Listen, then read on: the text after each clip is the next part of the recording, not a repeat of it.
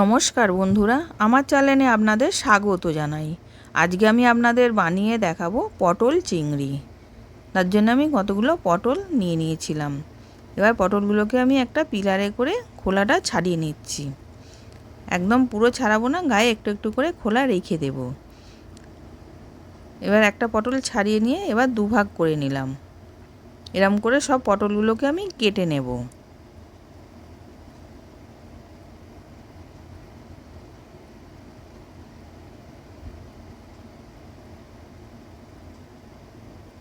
এবার সব পটলগুলো কাটা হয়ে গেছে। এবার আমি দুটো আলু দেবো বলে আলুটাকেও পিলারে করে ছাড়িয়ে নিচ্ছি। নিয়ে এবার আলুটাকেও কেটে নেব।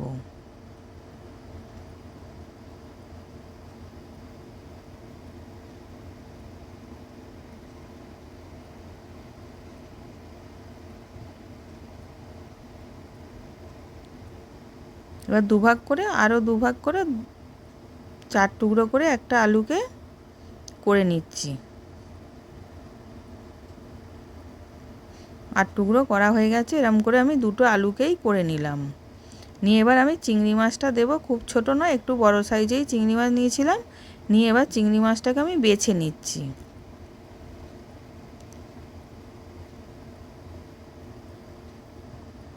এবার চিংড়িটা বেছে ভালো করে ধুয়ে নিয়েছি। এবার ওর মধ্যে নুন হলুদ মাখিয়ে নিলাম।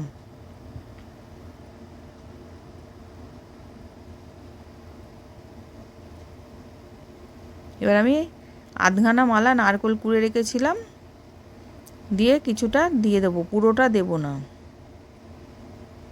এটা মশলা আমি পেস্ট করব।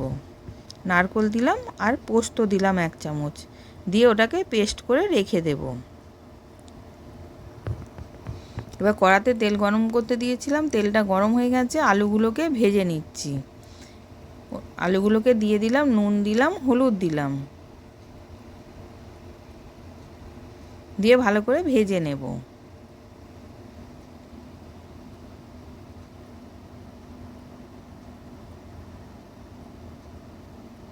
এবার ভালো করে লাল লাল করে ভাজা হয়ে গেছে আলুগুলো। এবার আমি তুলে নিলাম। এবার ওই তেলের মধ্যেই আমি পটলগুলোকে ভেজে নেব।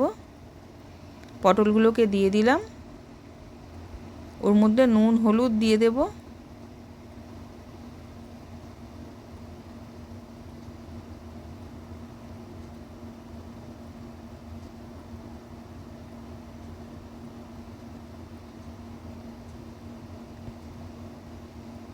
উল্টে পাল্টে লাল লাল করে ভেজে নিচ্ছি।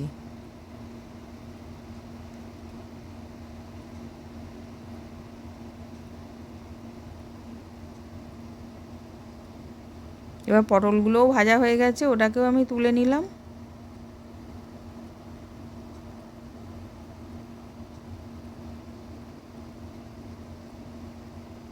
এবার ওই তেলের মধ্যে আমি চিংড়ি মাছগুলোকে হালকা করে ভেজে নেব, খুব বেশি ভাজবো না। এবার চিংড়ি মাছগুলোও ভাজা হয়ে গেছে, ওইগুলোকেও তুলে নিচ্ছি।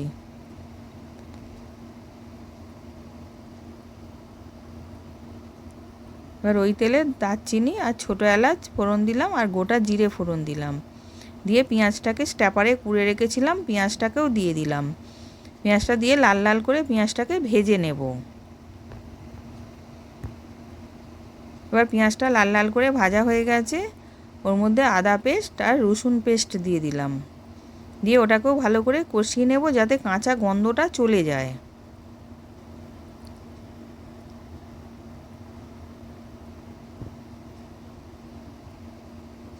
এবার আদা রসুনের কাঁচা গন্ধটা চলে গেছে। এবার আমি ওর মধ্যে হলুদ গুঁড়ো, কাশ্মীরি লঙ্কা গুঁড়ো, ধনে গুঁড়ো আর কাঁচা লঙ্কা পেস্ট দিলাম। দিয়ে ওইগুলোকেও দিয়ে কষিয়ে নেব।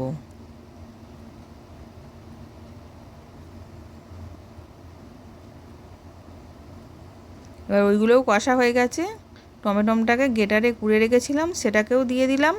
দিয়ে ওটাকেও কষিয়ে নেব, টমেটোমের কাঁচা গন্ধটা যাতে চলে যায়। এবার টমেটোটাও কষানো হয়ে গেছে। এবার ওর মধ্যে নারকেলটা আর পোস্তটা পেস্ট করে রেখেছিলাম, ওটাকেও দিয়ে দিলাম।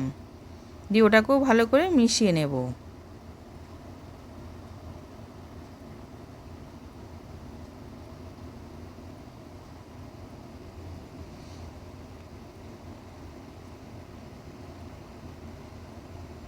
এবার ওর মধ্যে আলু আর পটলটাকে দিয়ে দিলাম, দিয়ে ওইগুলো সব একসাথে কষিয়ে নিচ্ছি।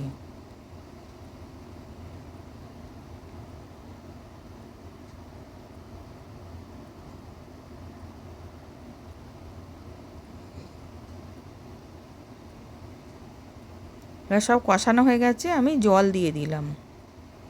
খুব বেশি জল দেব না, অল্পই জল দেব।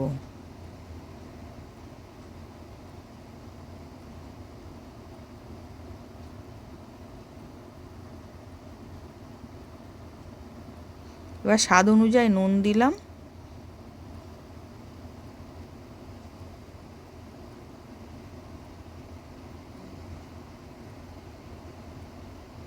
এবার ওর মধ্যে আমি চিংড়ি মাছগুলোকে দিয়ে দিলাম,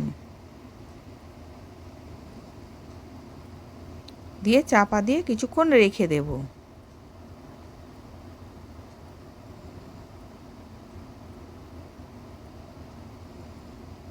এবার পটল আলু দুটোই সেদ্ধ হয়ে গেছে। এবার ওর মধ্যে আমি গরম মশলা আর ঘি দিয়ে নাবিয়ে নেব। এবার গরম মশলা গুঁড়ো দিলাম আর 1 চামচ ঘি দিলাম, দিয়ে এবার ওটাকে আমি ভালো করে মিশিয়ে নিচ্ছি।